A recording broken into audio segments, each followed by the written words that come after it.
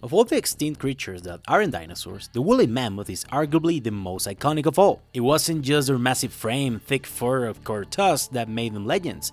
It was the fact that for a long time, these giants of the frost shared the world with our ancestors. When the last ice age ended, the planet began to warm rapidly. This not only hurt these animals, who needed sub-zero temperatures to survive, but also gave humans more room to migrate north and to encounter them. Despite their strength, mammoths were the ultimate prize. With 3,000 kilos of meat, warm pelts, and tusks perfect for ivory tools, they became the primary target for humans hunters, a pressure that eventually drove them to extinction. But what if some managed to escape? What if they retreated to the most isolated frozen corners of the map?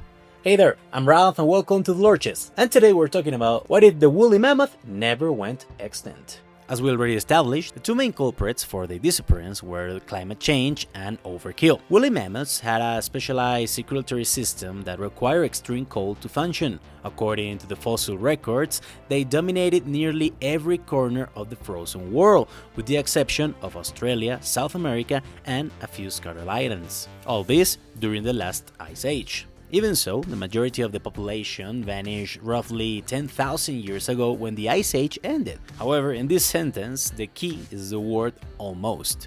Deep in the Bering Strait lies Wrangel Island. On this desolate landmass, archaeologists found mammoth remains that are only 3,600 years old. To put that in perspective, while the Sumerians were building cities and the pharaohs were ruling in Egypt, mammoths were still walking our earth. By migrating far north across the ice bridges that later melted, this group became isolated. This isolation provided the perfect climate and a safe haven from human predators, extending their timeline by over 6,000 years. Interestingly, the Wrangel mammoths didn't die out from hunting or hunger. They fell victim to a genetic bottleneck. On such a small island, the limited population was forced to inbreed, leading them to negative mutations and physical defects that eventually made survival impossible for them. But the fact that they survived for more than 6,000 years than the rest of their species raises a fascinating question. If they managed to do this for such a long time on a tiny island, what if they had reached a much larger one? With more space and genetic diversity, their reign could have lasted thousands of years longer.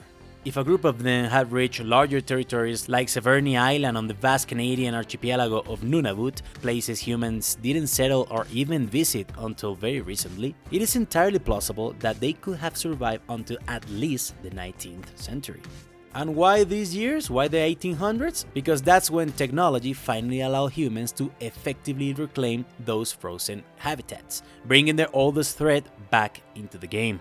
But let's back up a little bit. Why would they be able to survive there for so long? Even with all the doubts that scientists have from the mammoths for so long, the Wrangel discovery proves that these animals were master survivors. As 6-ton herbivores, they needed over 200 kilos of vegetation daily to survive.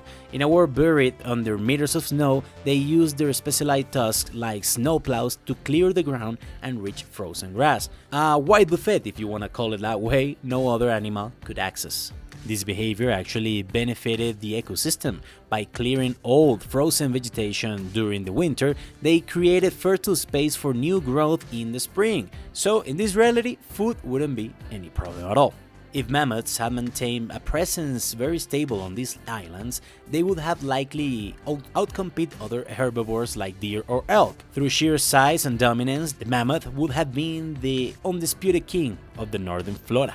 Even so, there have been numerous claims that a number of woolly mammoths did not went extinct when the rest did, and that a small and isolated herd did survive for a time in the vast and sparsely inhabited tundra of the northern hemisphere. In the 19th century, for example, members of some Siberian tribes reported large hairy beasts to the Russian authorities. These descriptions result in sketches of hairy elephants, despite the fact that these tribes had never seen a modern elephant before. In 1946, a French merchant named M. Gallon claimed a Russian trapper had spotted live hairy giants deep in the taiga decades earlier. While scientists remain skeptical, the sheer scale of the Siberian wilderness means we can completely dismiss the idea that small pockets of mammoths survive much longer than the official record suggests. After World War II, for another example, resources were too scarce to hunt for mythical beasts, so the truth remained buried in the ice. But let's imagine a world where their survival wasn't mystery,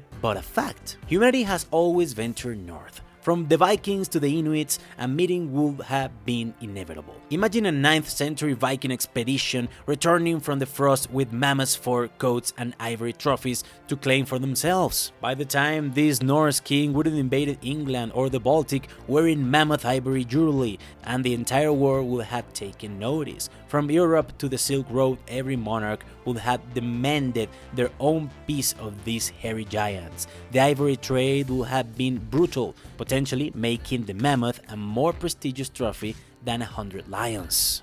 So would that have led to their certain extinction again? Maybe not. Think of the sperm whales of the 19th century.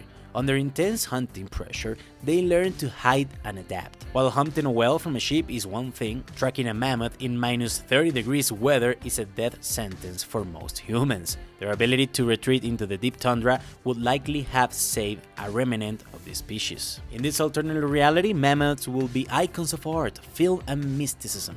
Today, nations like Canada or Sweden would likely treat them as protected national treasures, the legitimate masters of the tundra. On the other hand, well, modern global warming might succeed where hunters fail, destroying the very ice they need to survive, putting them in a situation similar to polar bears. In the end, it all depends on whether you see the glass as half full or half empty. Thanks for watching this video. This is a new project that I'm very proud of, so if you want to keep watching our videos, we have some more that you can watch, and that would make me very happy. Maybe you notice it from my accent, but I'm not a native English speaker. This new project, The Lore Chest, is like a new son of my original channel, El Baúl de los Conocimientos Inútiles. And I'm taking a lot of the videos that I already made in Spanish and like giving it a refreshment, making it a little more actual, up to date, and also, well, trying it in English. It's something very interesting. I'm learning a lot.